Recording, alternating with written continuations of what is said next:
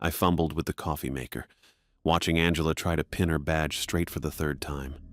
Her hands shook just enough to make the simple task impossible, and I remembered that feeling, the weight of a new uniform, the desperate need to look like you belonged.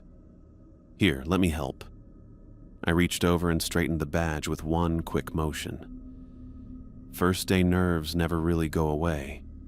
They just change shape. Angela smiled, but it didn't reach her eyes. Thanks. I keep thinking someone's going to realize they made a mistake hiring me. Knox doesn't make mistakes about people. I poured 2 cups of coffee, noting how she organized her equipment with military precision. Everything had its place.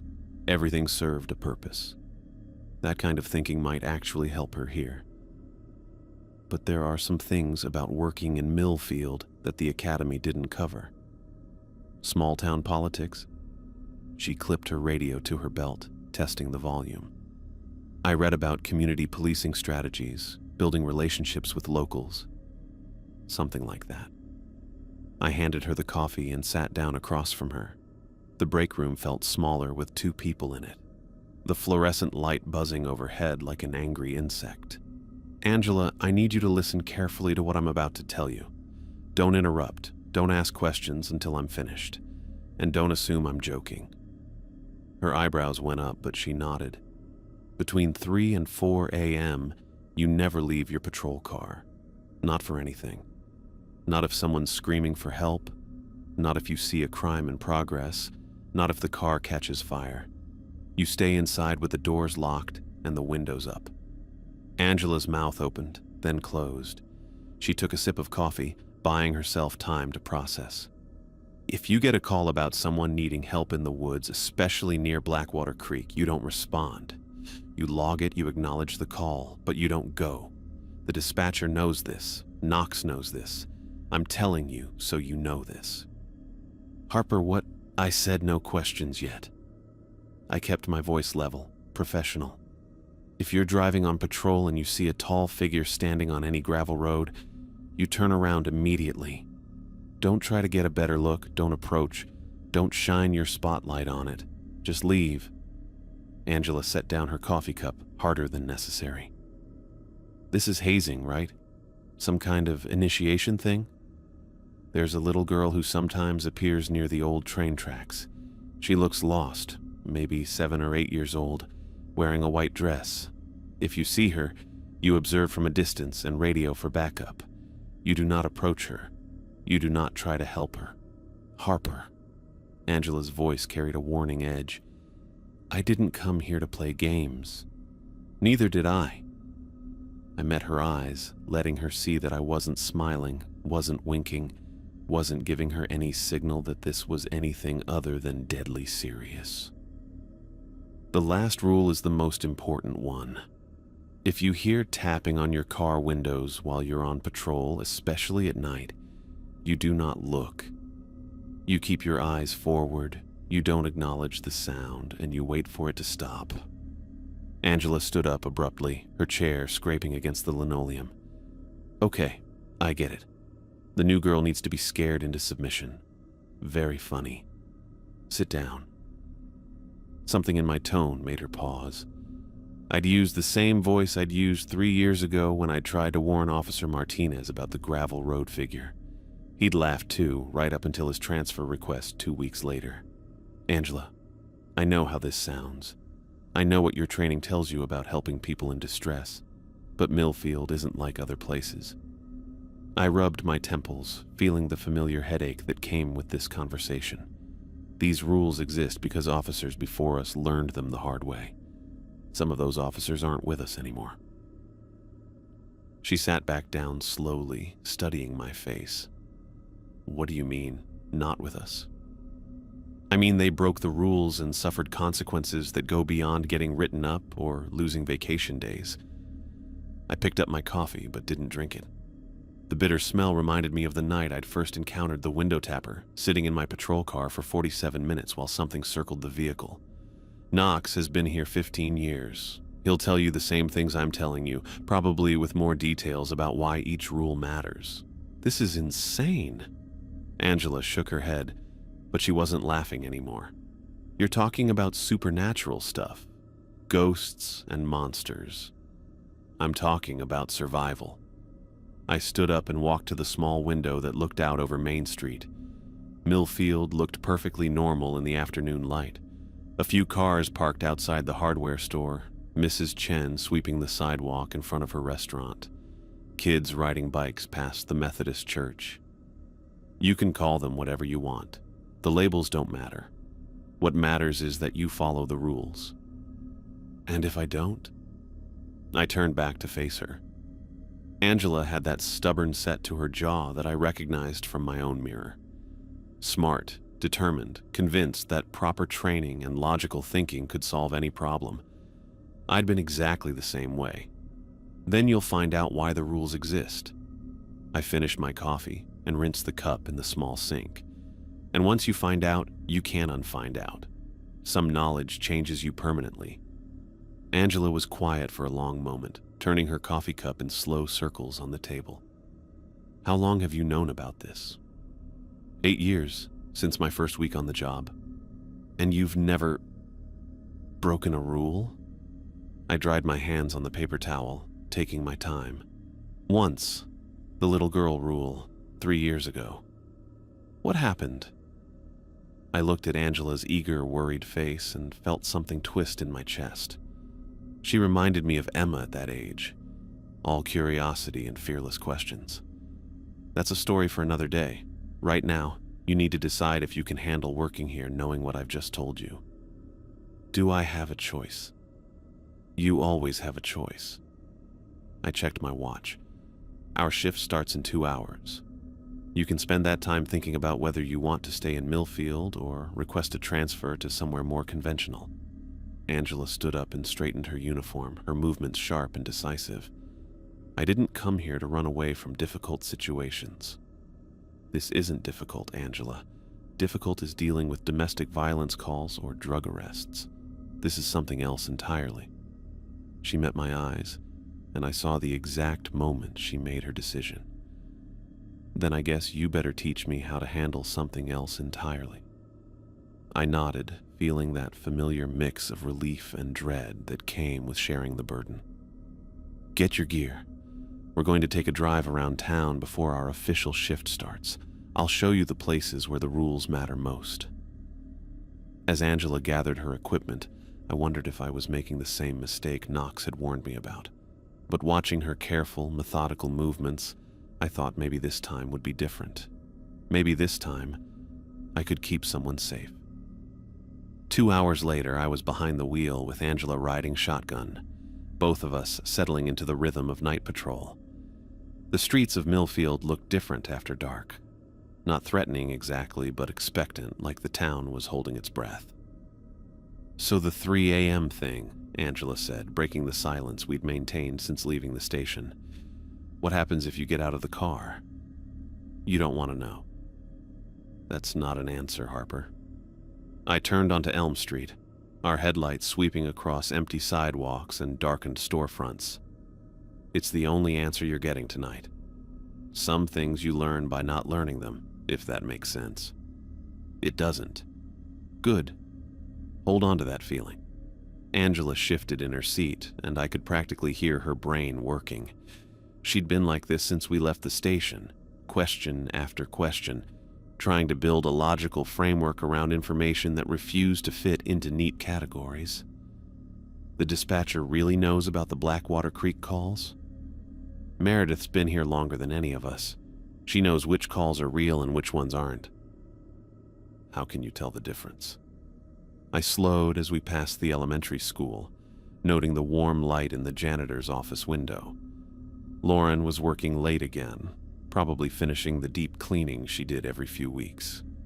She waved when she saw our patrol car, and I lifted 2 fingers off the steering wheel in response. "Who's that?" Angela asked. "Lauren Burgess, night janitor. She's good people."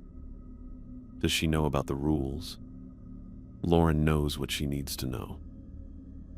I accelerated past the school, watching the building shrink in my rearview mirror. Not everyone needs the full picture to do their part. Angela was quiet for a few blocks, staring out at the houses where normal people slept, normal sleep without worrying about window tappers or gravel road figures. I envied them sometimes, but not enough to trade places. "Tell me about the little girl," she said finally. I'd been expecting this question, dreading it since the moment I'd mentioned breaking that particular rule. "What about her? You said you approached her 3 years ago. What happened?" The old train tracks came into view ahead of us, rusty rails disappearing into darkness on both sides of the road. I pulled over and put the car in park, leaving the engine running. The headlights illuminated about 30 feet of cracked asphalt and overgrown weeds. She was standing right there. I pointed to a spot between the rails where wildflowers had pushed through the gravel. White dress, dark hair, maybe 7 years old. She looked lost. "And you got out of the car." I got out of the car. The memory felt sharp and immediate, like it had happened yesterday instead of 3 years ago. Knox had told me the rule, but he hadn't explained why it mattered. I figured a lost kid was a lost kid. Angela leaned forward, studying the empty tracks. "What happened when you approached her?" She watched me walk toward her, didn't move, didn't speak, just stood there with her hands at her sides. I got maybe 10 feet away and called out to her, asked if she needed help. "And?" She smiled at me, then she was gone. Gone how? Like she ran away. Gone like she was never there. No footprints in the gravel, no disturbed weeds, nothing, just empty air where a child had been standing 2 seconds before. Angela was quiet for a long moment, processing this. "That's when you knew the rules were real. That's when I knew I didn't understand anything about this place." I put the car back in drive and pulled away from the tracks. Knox found me sitting in my patrol car an hour later, staring at that spot and trying to convince myself I'd imagined the whole thing. "Why did you break the rule?" "Really?" The question hit harder than I'd expected. I'd asked myself the same thing hundreds of times over the past 3 years, and I still didn't have a good answer. Professional instinct, I guess. Training kicks in when you see someone who needs help, especially a kid. The rule seemed arbitrary compared to a child in distress. But it wasn't arbitrary. No, it wasn't. We drove in silence for a few minutes, winding through the residential streets where porch lights created small pools of safety in the darkness. Angela seemed to be absorbing everything, filing it away in whatever mental framework she was building. "Harper, look." I followed her gaze toward the tree line at the edge of town, where something tall and dark stood motionless against the backdrop of pine trees. Even from a distance, I could tell it was wrong. Too tall, too still, shaped like a person, but not quite right in proportions. "Gravel road figure," I said, immediately turning onto a side street that would take us away from the area. "Don't stare at it.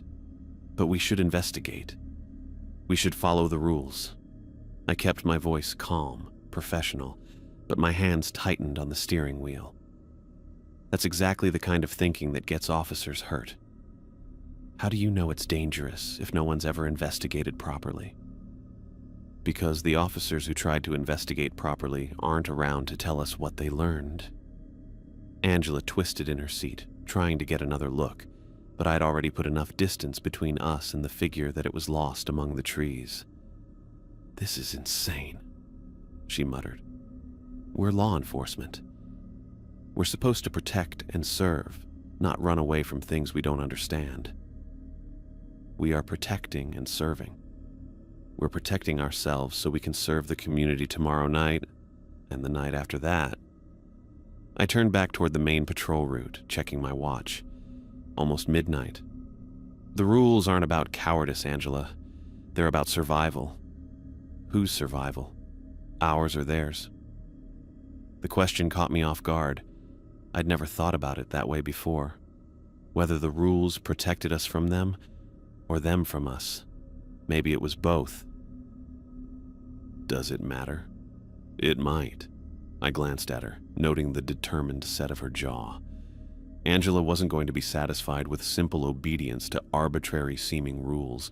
She needed to understand the logic behind them, even if that logic operated on principles that defied everything she'd learned about police work. "The rules work," I said finally. "That's all I know for certain. Follow them, and you go home safe at the end of your shift. Break them, and you might not go home at all." "But you went home safe after breaking the little girl rule." "Did I?" Angela looked at me sharply, but I didn't elaborate.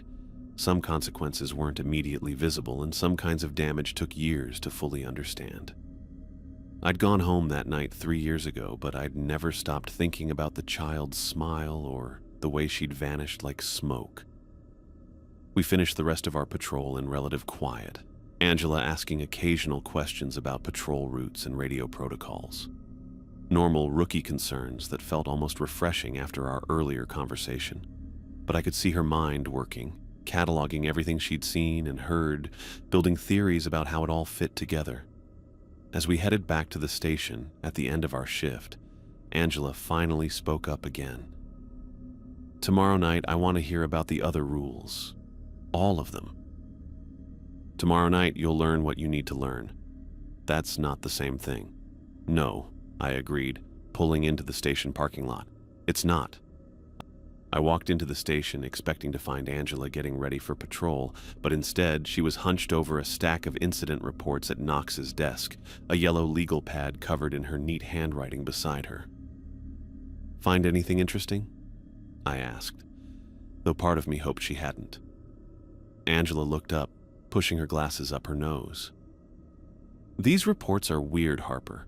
Like, really weird." I poured myself coffee and sat down across from her. The reports she'd spread out went back at least 5 years. Missing person cases, noise complaints, welfare checks that ended with no contact made. Normal small-town police work, except for the patterns Angela had apparently started connecting. Weird how? "Look at this." She pointed to a report from 2 years ago. "Missing person call for someone last seen near Blackwater Creek. But there's no follow-up investigation, no search and rescue coordination. Nothing. Just a single report and then it's closed." I knew that case.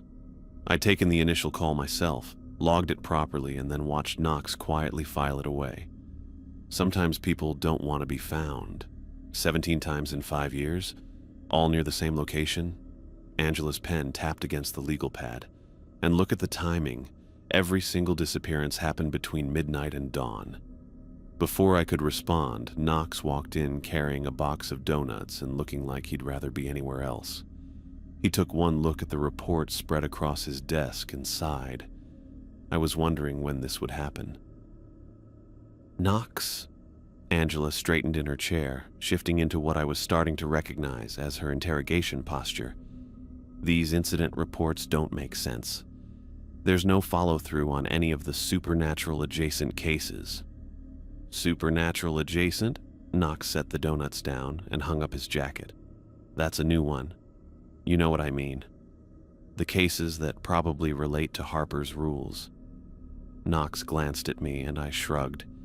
I'd known Angela would start digging eventually. Her analytical mind wasn't going to accept the rules without understanding the system behind them. "What exactly are you looking for, Angela? Patterns, context, some kind of logic that explains why these specific rules exist?" She gestured at the reports. "Harper told me the rules evolved over time, that officers learned them the hard way. I want to understand what those lessons were." Knox was quiet for a long moment, studying Angela's organized research. I could see him weighing how much truth she could handle against how much she needed to know to stay safe. "The rules work because they're specific responses to specific threats," he said finally. "Each one exists because someone before us encountered something dangerous and either survived to tell us about it or didn't survive, but left enough evidence for us to figure out what went wrong. Like the officer who looked at the window tapper?" Knox's expression tightened. "Among others." Before Angela could press for details, the station door opened and Sophia Nguyen walked in carrying a manila folder thick with papers. I felt my stomach drop.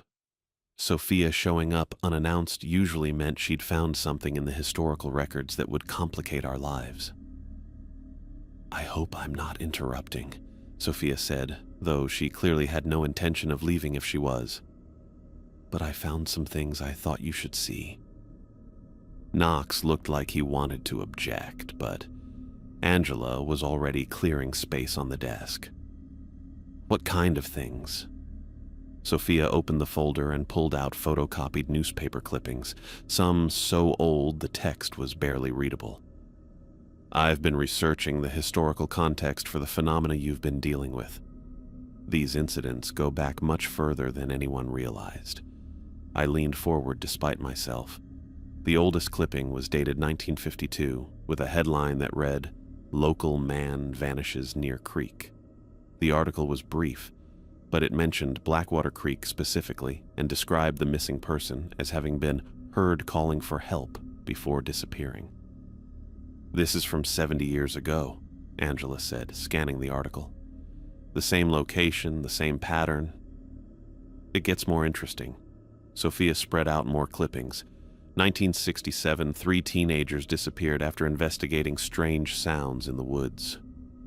1981, a state trooper abandoned his vehicle near the old train tracks and was found 3 days later with no memory of what happened. 1995, a family reported their daughter missing, last seen talking to a little girl in white near the railroad crossing. Angela's pen moved rapidly across her legal pad, connecting dates and locations. These aren't random incidents. They're following the same patterns Harper described, just spread out over decades. "Exactly." Sophia pulled out a hand-drawn map marked with red X's. "I've plotted every incident I could find documentation for. They cluster around the same 5 locations, and they follow seasonal patterns. More activity in late fall and early winter, almost nothing during summer months." Knox had been getting progressively more uncomfortable as Sophia laid out her research. "Sophia, I appreciate the historical context, but this changes everything," Angela interrupted. "If these incidents have been happening for 70 years, then the rules aren't just survival tactics. They're responses to something organized, something that's been active in this area for generations." I stared at the map, seeing my patrol routes marked in red X's going back decades. The gravel road sightings, the Blackwater Creek calls, the train track encounters. They weren't random supernatural events. They were part of something bigger. Something that had been operating according to its own logic, long before any of us were born. The rules evolved because each generation of officers encountered these same entities and learned how to coexist with them, I said slowly, the pieces clicking together in my mind. We're not just avoiding random dangers. We're maintaining some kind of agreement. Sophia nodded. "That's exactly what I think. The rules represent boundaries that both sides have learned to respect." "Both sides?" Angela looked between us. "You're talking about this like it's a treaty." Knox finally spoke up, his voice careful and measured. "Because that's essentially what it is. The rules work because they establish clear expectations. We don't interfere with their activities, and they don't escalate beyond what the community can handle." "What happens if the treaty breaks down?" "Look at 1978, Sophia said, pointing to a cluster of newspaper clippings. 7 disappearances in 2 months, all involving people who ignored local warnings about staying away from certain areas. The incidents only stopped when the police department implemented new protocols. Protocols that became our rules, I realized. Angela was quiet for several minutes, studying the timeline Sophia had created. I could practically see her rebuilding her understanding of our job from the ground up. "So when Harper broke the little girl rule 3 years ago," she said finally, "it wasn't just dangerous because of what might have happened to Harper. It was dangerous because it could have destabilized the entire agreement." I felt something cold settle in my stomach. I'd never thought about my encounter with the little girl in those terms, but Angela was right. If the rules were boundaries in a larger agreement, then breaking them risked consequences that went far beyond personal safety. "That's why you were so worried about telling me the details," I said to Knox. "Not just because they're dangerous to know, but because they're dangerous to mess with." Knox nodded grimly. "Every rule exists because someone learned what happens when you cross certain lines. Some of those people survived the learning experience. Others didn't." Angela closed her legal pad and looked around at all of us.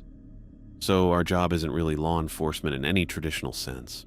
We're peacekeepers in a conflict most people don't know exists." "Welcome to Millfield," Knox said dryly. Sophia gathered her papers back into the folder. "I'll keep researching the historical patterns.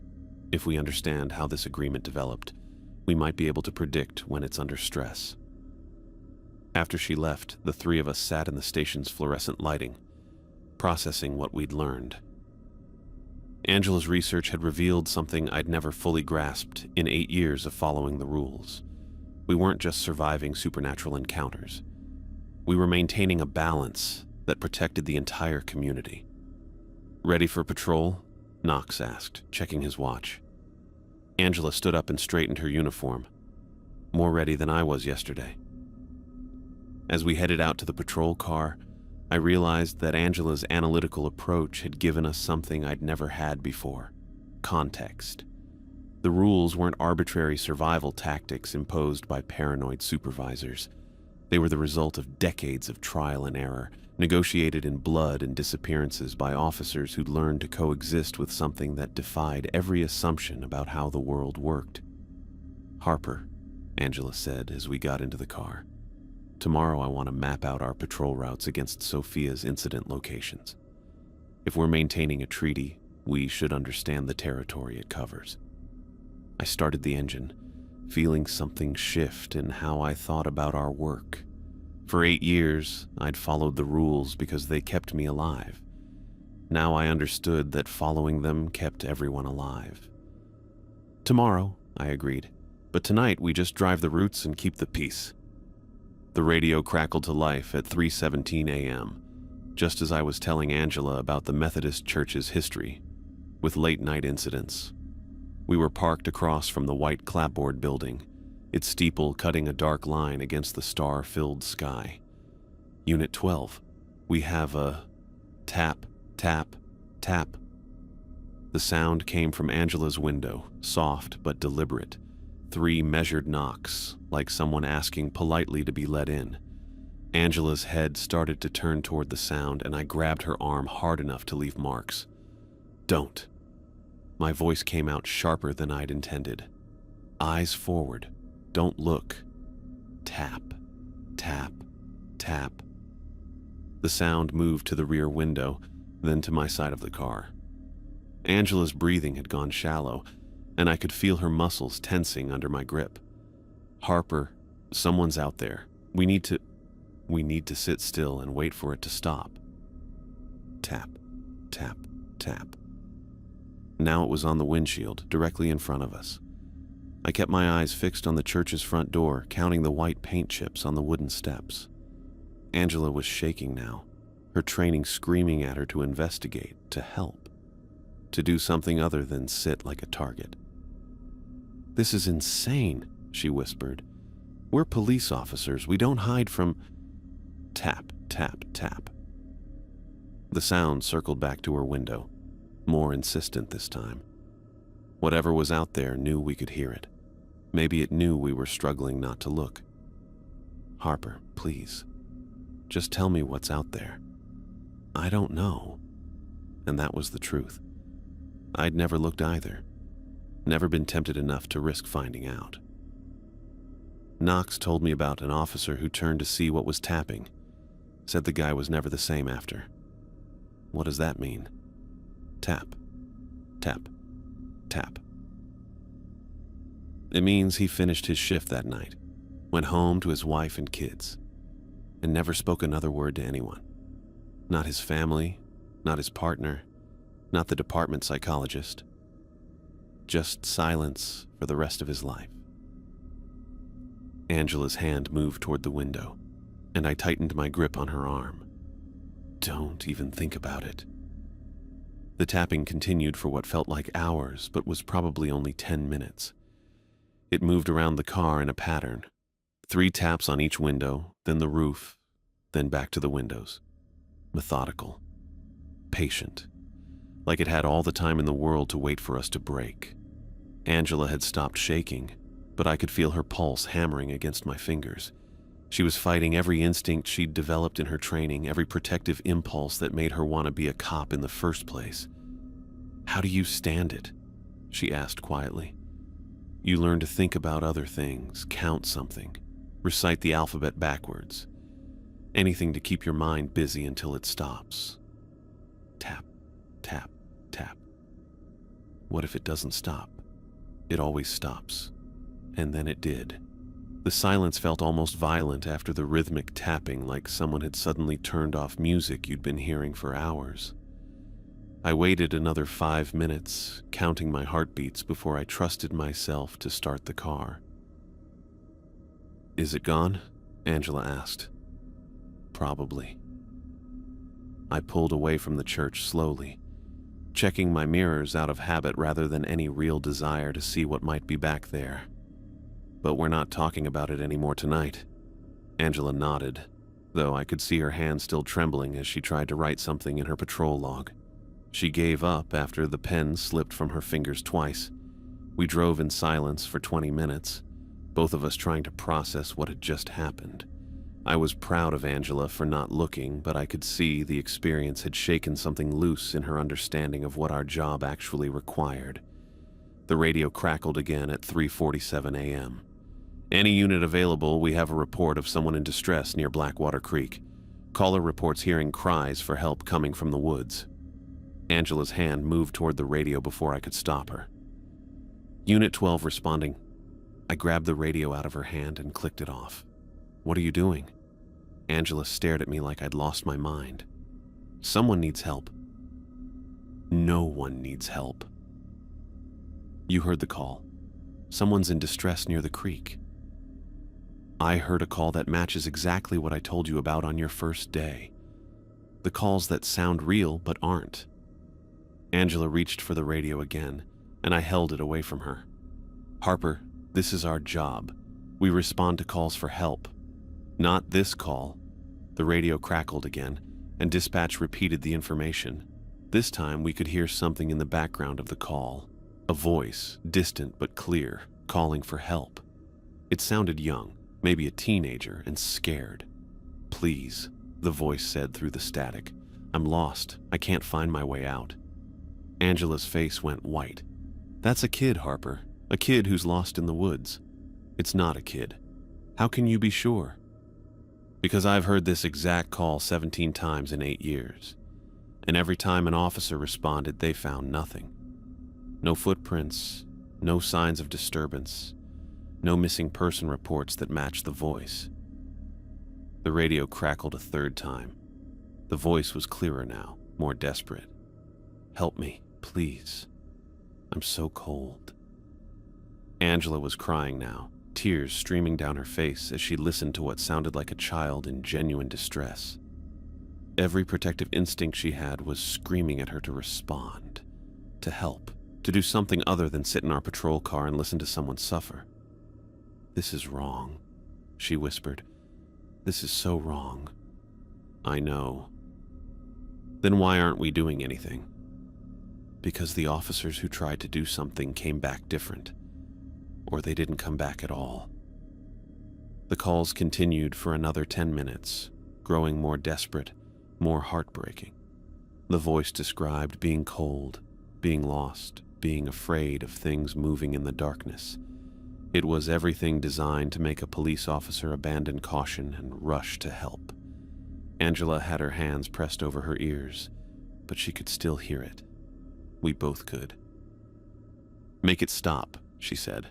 "I can't." "Then drive away. Please. Just drive away, so we can't hear it anymore." I started the car and headed toward the other side of town, but the radio followed us. The voice seemed to know we were listening, seemed to be speaking directly to us. "I can see your lights," it said. "Please don't leave me here." Angela made a sound like she was being physically hurt. Harper, what if it's real? What if this one time it's actually real and we're abandoning someone who needs us? Then we're following the rules that have kept this town safe for decades. Safe from what? I don't know, and I don't want to find out. The calls finally stopped at 4:23 a.m., cutting off mid-sentence as the voice was describing something approaching through the trees. The silence that followed felt different from the silence after the window tapping. Heavier, more final. Angela sat in the passenger seat, staring at the radio like it had personally betrayed her. I became a cop to help people. You are helping people. You're helping by not making things worse. How is ignoring someone in distress helping? Because responding to that call wouldn't have helped anyone. It would have put you in danger and potentially destabilized something that's been working for longer than either of us has been alive. Angela was quiet for the rest of our shift, processing what she'd experienced. I could see her rebuilding her understanding of police work from the ground up, trying to reconcile her training with the reality of what our job actually required in Millfield. As we headed back to the station at dawn, she finally spoke again. The officer who looked at the window tapper. What was his name? David Chen. He transferred to Augusta 6 months later, but Knox stayed in touch with his family. His wife said he never spoke again, not even to say goodbye when he left. And the officers who responded to the Blackwater Creek calls? Some transferred. Some just disappeared one night and never came back. Angela nodded slowly, filing this information away with everything else she was learning about the cost of curiosity in our line of work. Tomorrow night, she said as we pulled into the station parking lot, I want to understand why the rules work. Not just that they work, but why these specific boundaries matter. Tomorrow night, I agreed, though I wasn't sure I had those answers either. As Angela gathered her gear and headed to her car, I realized that she'd passed her first real test. She'd heard the window tapper and hadn't looked. She'd listened to the Blackwater Creek calls and hadn't responded. She was learning to be the kind of officer who could survive in Millfield. But I could see the cost of that learning in the way her shoulders sagged as she walked away, carrying the weight of all the help she couldn't give. I walked into the station expecting another quiet morning, but instead found Angela standing over Knox's desk with a stack of personnel files spread out like evidence at a crime scene. Her face had that tight, controlled expression I was starting to recognize as barely contained anger. Harper, perfect timing. Angela didn't look up from the files. Knox was just explaining why Officer Martinez's transfer paperwork shows he went to Bangor PD, but Bangor PD has no record of him ever working there. Knox sat behind his desk looking like a man who'd been caught in a lie he'd been hoping to avoid forever. Angela, those files are bullshit? Angela pulled out another folder. Because that's what Officer Chen's records are too. Says he transferred to Augusta, but his wife told me yesterday that she hasn't heard from him in 3 years. Not a word since he left Millfield. My stomach dropped. I'd known Martinez had transferred after laughing about the gravel road figure, but I'd never questioned the details. Why would I? People left small towns for bigger departments all the time. How many?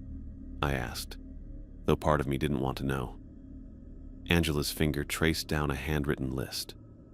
7 officers in the past 10 years, all supposedly transferred to other departments. None of them actually arrived at their new jobs. Knox was quiet for a long moment, studying his hands like they might provide better answers than his mouth could. Some officers don't adapt well to the requirements of working in Millfield. Don't adapt well? Angela's voice climbed higher. Knox, these people didn't just quit. They vanished. Their families don't know where they are. The families were told their loved ones needed to start fresh somewhere new. Clean breaks are sometimes necessary. I felt something cold settle in my chest. You lied to their families. I protected their families from information that would only cause more pain. Before Angela could respond, The station door opened and Sophia walked in carrying what looked like an entire archive box. She took one look at the tension in the room and hesitated. "I can come back later if—" "No." Angela gestured her over. "Actually, your timing is perfect. We're discussing the real consequences of breaking the rules." Sophia set the box down and pulled out a leather-bound journal that looked older than the building we were sitting in. "That's actually why I'm here. I found the original documentation of how the rules were established." She opened the journal carefully, revealing pages of handwritten notes in faded ink. This belonged to Sheriff William Hayes, who worked here from 1962 to 1987.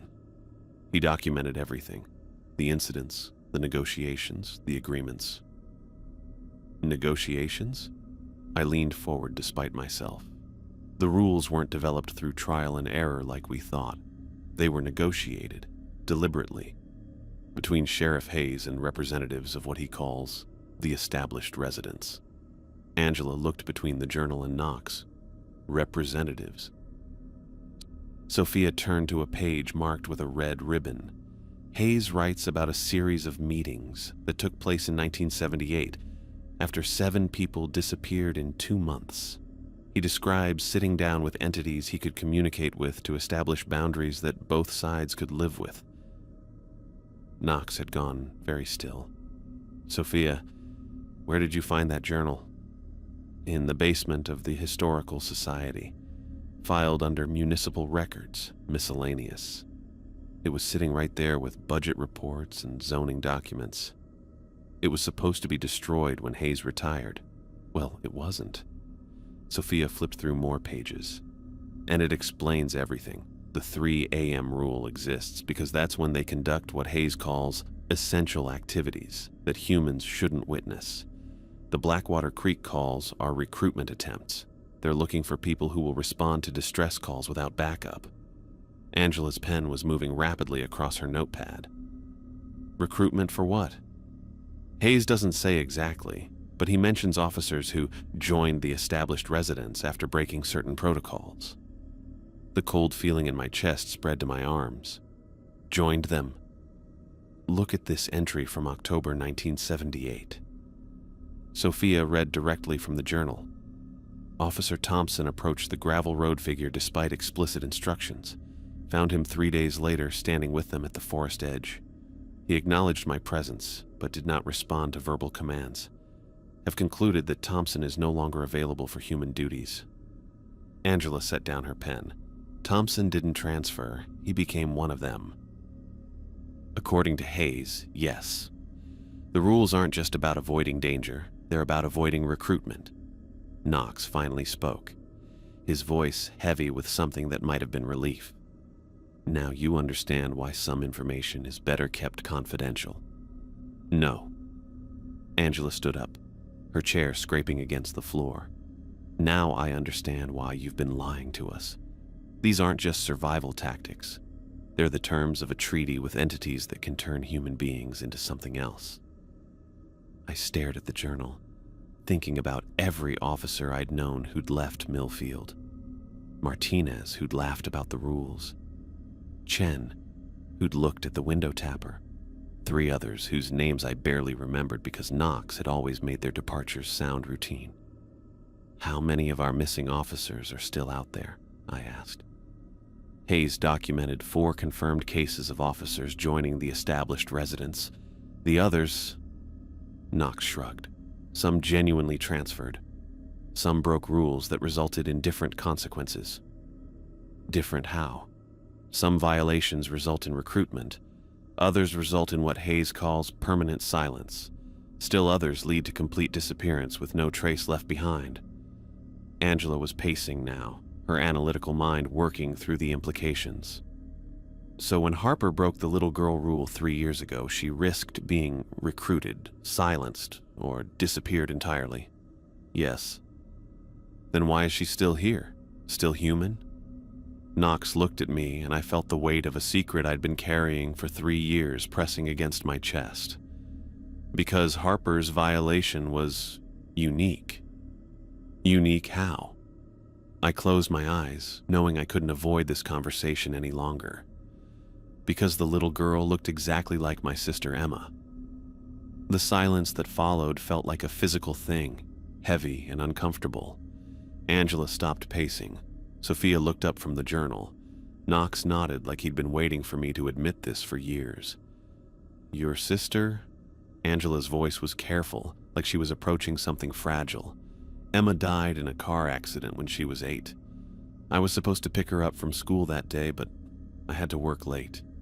She walked home instead, and I opened my eyes, focusing on the coffee stain on Knox's desk, rather than the faces around me. The little girl at the train tracks had Emma's face, Emma's hair, Emma's white dress from her first communion. So you approached her because you thought she was your sister? I approached her because for 30 seconds I forgot she was dead. Knox leaned forward. The established residents sometimes use personal connections to test the boundaries of our agreement. They wanted to know if Harper's emotional attachment would override her training. It did override my training, but you survived the test. That's what matters. Angela sat back down, processing this new information. The entities aren't just following rules, they're actively testing them. Testing us. According to Hayes, yes. They probe for weaknesses in our resolve, looking for officers who might be suitable for recruitment or who might destabilize the agreement through emotional responses. Sophia turned to another marked page. Hayes writes about the importance of emotional discipline. He says the established residents are particularly drawn to officers who carry unresolved grief or trauma. I felt exposed, like everyone in the room could see the guilt and loss I'd been carrying for 15 years. So they targeted me specifically. Probably, but you passed their test by not trying to touch or communicate with the entity even though you approached it. I wanted to touch her. The admission came out quieter than I'd intended. I wanted to hug her and tell her I was sorry for being late. But you didn't. No. Because even looking like Emma, she felt wrong. Cold. Like she was wearing my sister's face but wasn't actually her. Angela was taking notes again, but her handwriting was shakier now. So the rules protect us from recruitment, but they also protect the entities from us discovering too much about their nature. Exactly. It's a mutual agreement. We don't interfere with their activities, and they don't actively hunt us. Hunt us? Knox gestured at the journal. Read Hayes's accounts of what happened before the rules were established. The entities weren't content to coexist peacefully. They were actively predatory. Sophia found another section and read aloud. The established residents view humans as a resource to be harvested when needed. The agreement limits their harvesting to volunteers and rule breakers, protecting the general population from systematic predation. Volunteers? Angela looked sick. People who seek them out deliberately. Urban explorers, paranormal investigators, teenagers on dares. The entities are allowed to recruit anyone who comes looking for them intentionally.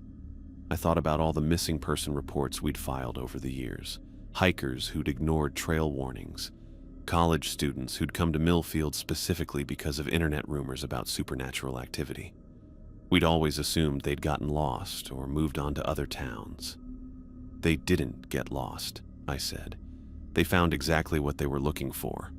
And the entities found new recruits who came willingly, which satisfies their needs without violating the agreement. Angela closed her notepad and looked around at all of us. So our job isn't law enforcement, it's treaty maintenance. It's both, Knox said. We handle normal police work, but we also ensure that both sides continue to respect the boundaries that keep this town livable. And when officers can't handle that responsibility, they become casualties of a conflict most people don't know exists. The station felt different now, like we were sitting in a command center for a war rather than a small-town police department. Everything I'd thought I understood about my job, my role, my purpose in Millfield had shifted into something larger and more dangerous. Tomorrow night, Angela said, standing up and straightening her uniform. I want to see the boundaries of our territory. I want to understand exactly what we're protecting and what we're protecting it from." Knox nodded. "Harper can show you the patrol routes that mark the edges of the agreement."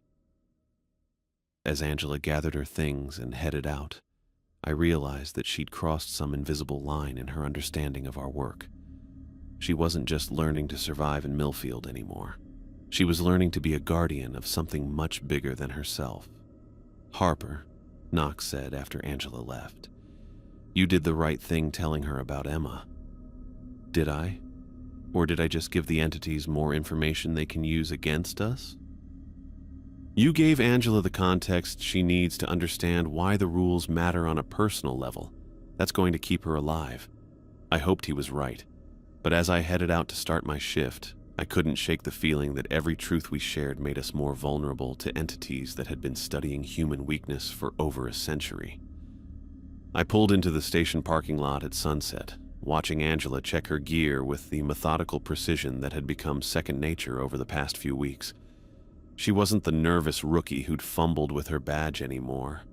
Her movements were confident, purposeful, like someone who understood exactly what her job required. "Ready for another night of treaty maintenance?" she asked, sliding into the passenger seat. That's one way to put it. I started the engine and pulled onto Main Street, where normal people were finishing normal dinners and settling in for normal evenings. Though I still think of it as keeping everyone alive. We drove past the Methodist church where we'd first encountered the window tapper, then through the residential streets where porch lights created small islands of safety in the growing darkness.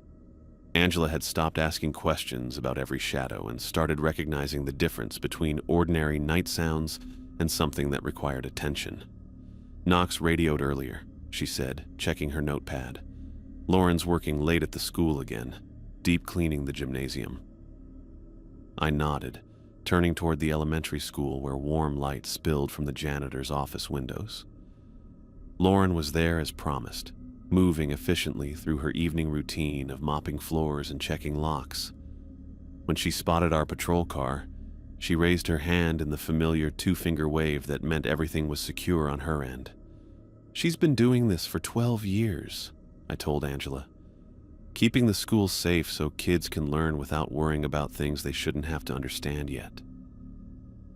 How many people in town know the truth? Enough. Not everyone needs the complete picture, but enough people understand their role in keeping things balanced. We continued our patrol through streets that looked perfectly ordinary but carried the weight of decades of careful negotiation. Every route we drove had been mapped against Sophia's incident reports, every turn calculated to respect boundaries that existed whether we could see them or not. "I've been thinking about what Knox said," Angela said as we passed the old train tracks, "about the rules representing mutual respect rather than just survival tactics. And it makes sense. We're not hiding from them or fighting them. We're coexisting with neighbors who happen to be something other than human." I slowed the car, considering her words. Neighbors who can turn people into something else if they break the lease agreement. Every neighborhood has its rules. Don't play music too loud, keep your lawn maintained. Don't approach the entities during their active hours. Angela's tone was matter-of-fact, like she was discussing homeowner association bylaws. The consequences here are just more permanent. We drove in comfortable silence for a while, both of us scanning the darkness with eyes that had learned to recognize when something was watching back. The radio stayed quiet. No false distress calls from Blackwater Creek, no reports of tall figures on gravel roads. Just the ordinary business of keeping a small town safe. "Harper," Angela said as we turned onto Elm Street, "do you ever regret staying here, knowing what you know, dealing with what you deal with?" I thought about that question while we passed houses where families were watching television and helping kids with homework, completely unaware that their peaceful evening was protected by rules negotiated through blood and disappearances. I used to think about leaving, I admitted, especially after the thing with Emma's face. Knox offered to help me transfer somewhere normal, somewhere I could just chase speeders and break up bar fights. But you stayed. I stayed because this place demands something most places don't. What's that? Complete honesty about what the world actually contains.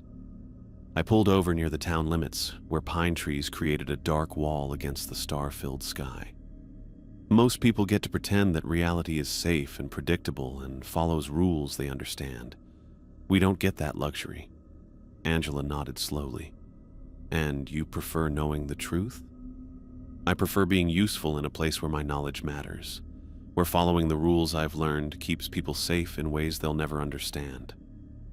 Even though it means carrying all that weight, the weight's lighter now that you're here to help carry it. We sat quietly for a moment, watching the tree line for movement that might indicate we were being observed. Nothing stirred except ordinary wind through ordinary branches, but we both knew that didn't mean we were alone. I called my brother yesterday, Angela said suddenly. Marcus, the one I told you about, who sees things other people dismiss. How's he doing? Better.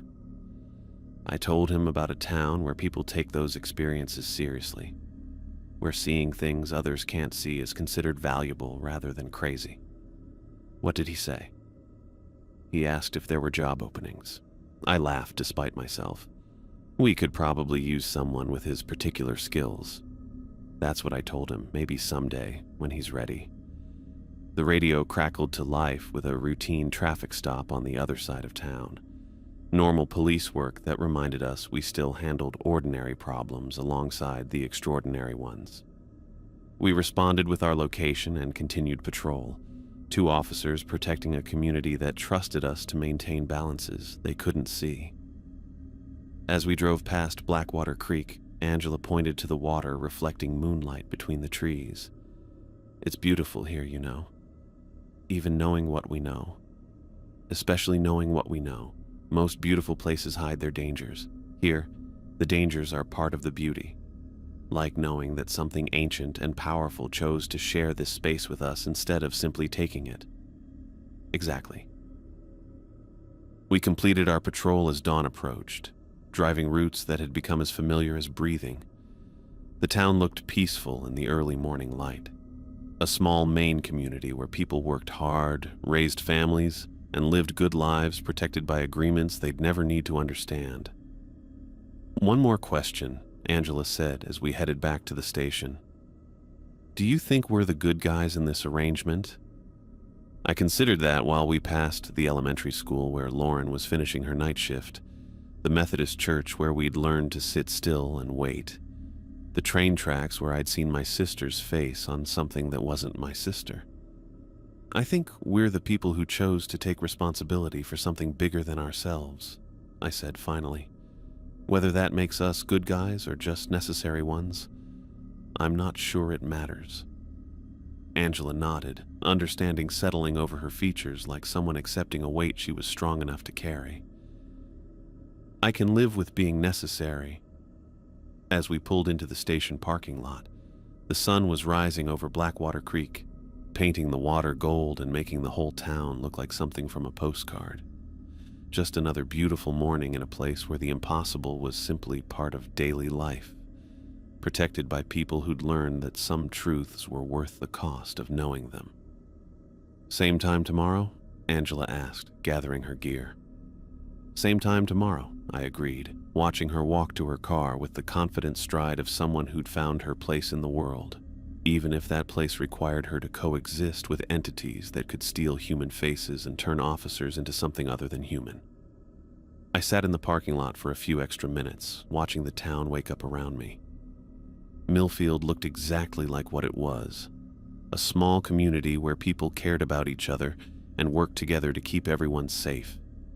The fact that some of those people weren't technically human anymore didn't change the fundamental truth of what we were protecting. It just made the protection more necessary.